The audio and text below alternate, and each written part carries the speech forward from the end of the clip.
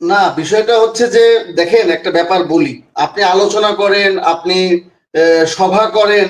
আমরা তো আলী রিয়াজ সাহেবের এই 14 মাস ধরে ঐক্য কমিশনের এই আলোচনা দেখেছি, কি লাভ হয়েছে? দিন শেষে অশ্বডিম্ব। তো বিষয়টা হচ্ছে যে অনৈক্যের বীজ বপন করেছে। দিন শেষে আমাদের রাজনৈতিক দলগুলোর মধ্যে বিভাজন সুস্পষ্ট। বিষয়টা হচ্ছে কি, আমি আপনাকে বলি, আপনি আমরা বহুত আশা করে, বহুত স্বপ্ন দেখে, বহুত জল্পনা কল্পনা করে 5ই আগস্ট পরবর্তী ডক্টর মোহাম্মদ ইউনূস সাহেবকে বাংলাদেশের রাষ্ট্র ক্ষমতায় বসিয়েছি। যদিও বিভিন্ন ভাবে বিভিন্ন তথ্য এসেছে, এবং আপনারা জানেন ইদানিং একটা বিষয় খুবই টকশো সহকারে বিভিন্ন সোশ্যাল মিডিয়ায় অ্যাক্টিভিস্টরা বলে বেড়াচ্ছেন যে ডক্টর মোহাম্মদ ইউনূস এই যে শেখ হাসিনার উৎখাতের পিছনে যে ডিজাইন ছিল ডিপ স্টেটের, সেখানে তিনি আগে থেকে লবিস্ট নিয়োগ করেছে, ইনভেস্টমেন্ট ছিল সেখানে। একজন তার সেখানে একজন লবিস্ট যিনি নিয়োগপ্রাপ্ত ছিলেন, তিনি কিন্তু জাতীয় টেলিভিশনের বক্তব্যে টক শোতে বক্তব্য দিয়েছেন। এখন বিষয়টা হচ্ছে এগুলো আলাদা বিষয়।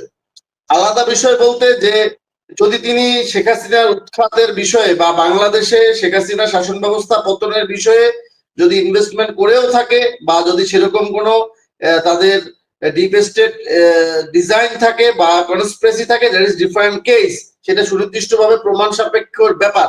কিন্তু বিষয় হচ্ছে যে বাংলাদেশের জনগণ কিন্তু একটা সময় চেয়েছিল যে আওয়ামী লীগের পতন হোক। কারণ কি, নির্বাচন ব্যবস্থা ভঙ্গুর ছিল, মানুষ ভোট দিতে পারে না, পছন্দের দলগুলোকে চয়েস করতে পারে না, বিএনপি বারবার ভোট বর্জন করেছে, বাংলাদেশের মানুষের আওয়ামী লীগের প্রতি অনীহার তীব্রতা বাড়তে থাকছে। তার মধ্যে শেখ হাসিনার ফোন কল ছাড়া কোনো বিচার হয় না।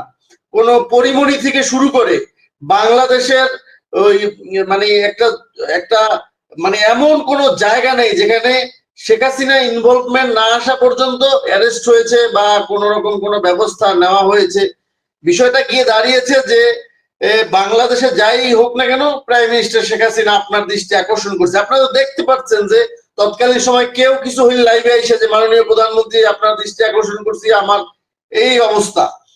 তো বিষয়টা হচ্ছে, যেটা বলতে যাচ্ছি সেটা হচ্ছে যে 5ই আগস্ট পরবর্তী মানুষের সম্ভাবনা ছিল যে বাংলাদেশ, আসলে বাংলাদেশের জনগণ চায় একটি স্বচ্ছ রাষ্ট্র ব্যবস্থা।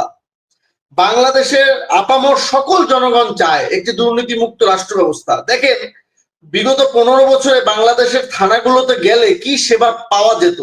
এখানে পুলিশের পক্ষ বিপক্ষের কথা না, কথা হচ্ছে টু বি প্র্যাকটিক্যাল, যে কি সেবা জনগণ পেত এবং কি সেবা জনগণের পাওয়া উচিত।